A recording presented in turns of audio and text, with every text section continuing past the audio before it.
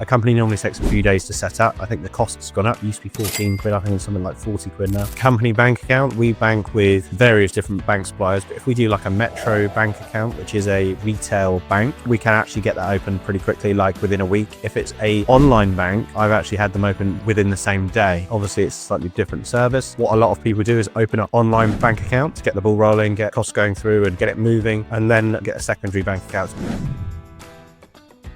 Company setup, if you're going into a joint venture or you're sharing a company with maybe an investor or a friend that you want to deliver a project with, or also another developer. The reason that I wanted to jump on and share this piece is because we had a mentee this week sort of pull me onto a call and say that I'd love for you to jump on a call with me and my investor. I think it comes better you talking through it so I can understand it, they can understand it, just to discuss how the share structure typically works. Because when you're buying a property or an asset, you're really busy. You're running around signing documents. It seems like lawyers pull documents out of their bum every day that you've got to go back, sign, witness, all of that nonsense. And it's good to have a plan in place, your ducks in a row, so that you can get all of this stuff done from a company setup perspective really, really easily. So we have the same process every time. If we're going to potentially be buying a site, we're quite fortunate that we have good continuity to buying sites. So we can actually set up a company without a site in mind, because by the time it's set up, probably within a few months, we'll have something lined up for it anyway. But let's assume you're going from a cold start. So you've seen a property on a Tuesday, you like the look of it, you've run the numbers, and by Thursday, you've got an offer over and you've had the offer accepted. What we typically do is we set up the limited company as almost a holding company. As you can see in front of you, we've got XP2, XP3, XP4, XP5, XP6. It makes it easy when you number it like that, because you can kind of reference that without a site in the horizon just yet. The company will be owned in normally a multiplying amount of shares. So you want to get your accountant, whoever's doing it internally potentially, to set it up so that you can have a multiplying amount of shares. So in mine and Ben's instance, if there's two of us in the company to set it up, we might own one share each. So there's 2 shares in the company. If an investor comes along, we can then offer out 2 additional shares in that limited company, so that means that there's 2 for the investor and 2 for us. So we have 50-50 shareholding, or we can add a significant amount more, maybe 98 shares, and then divvy up 100 shares as if it's a percentage structure. What we do first is just get it set up. Ben and I, 1 share each. So technically Ben and I own it 50-50 on our own personal names. That's not very tax efficient, not very logical, especially if you've got a group company, but you want to get the company set up and you want to get it ready. The reason that it's useful to do it in our own names is it makes it fairly straightforward to then open up a bank account, whether it's a high street bank account that you open or whether it's the online bank account that you open. The reason that is because a lot of banks sort of get their knickers in a twist when they see layered companies. So if you've got a company at the bottom, which is XP11, and then it's got a father company and another father company and another father company and 7 sister companies, the banks kind of get a little bit confused about the spaghetti bolognese that you can see on the screen. So what you want to try and do is simplify it. Say it's a limited company owned by 2 directors. Obviously the directorship is the same, which is the top of the tree is what we call the UBO, which is ultimate beneficiary ownership. So even though if Ben and I put our shared company between us and the SPV, the limited company that we're setting up for the purchase, we still own the same amount of shares. There's just a layer in between. So once the company's set up in our own names, once the bank account's set up, you then can sort of set your sights on agreeing the shareholders agreement with the investor, getting all the legal stuff all together, getting all the site ready to be bought. What we sometimes do is if we haven't got all of that company stuff in place, we make sure that the purchase of the asset is an assignable contract. And what that allows us to do, it enables us to put a different company name that's already set up on the contract, like XP Property for an example. And then come the point of completion, we assign it to that SPV. And when we assign it, it obviously then moves it into that limited company.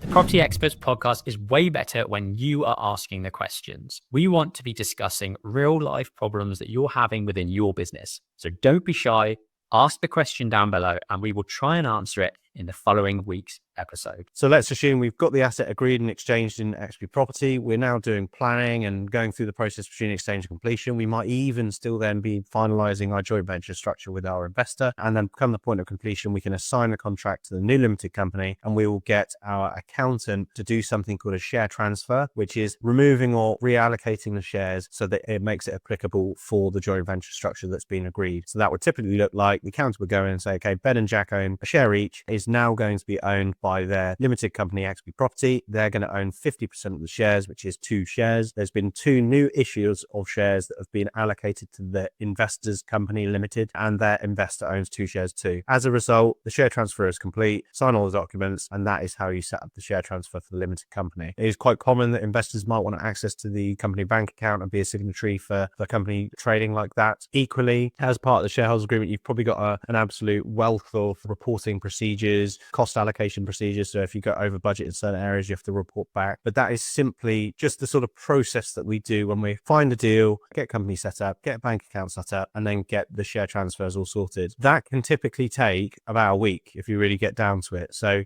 a company normally takes a few days to set up. I think the cost's gone up. It used to be 14 quid. I think it's something like 40 quid now. The company bank account, we bank with various different bank suppliers, but if we do like a Metro bank account, which is obviously a retail bank, we can actually get that open pretty quickly, like within a week. If it's a online bank, I've actually had them open within the same day. Obviously, it's a slightly different service. What a lot of people do is open an online bank account to get the ball rolling, get costs going through and get it moving, and then get a secondary bank account through NatWest or Lloyds or whoever it may be. And then the share allocation can actually be done retrospectively after the shareholders agreement's been signed. So don't get too hung up on actually moving shares around. What we typically have in our shareholders agreement is that the share transfer of the limited company can actually be done up to 25 or 28 working days or 28 days beyond the shareholders agreement being concluded. So you're protected that the lawyer is underwritten, they're going to do that work. And that's pretty much it. Then you should be geared up to buy it. And you could do that basically in a week. So your conveyancing process is not going to take less than a week. If anyone does buy a house in a week from start to finish, let me know. We did one before Christmas in, I think, 11 days, almost a record in Central Suites. But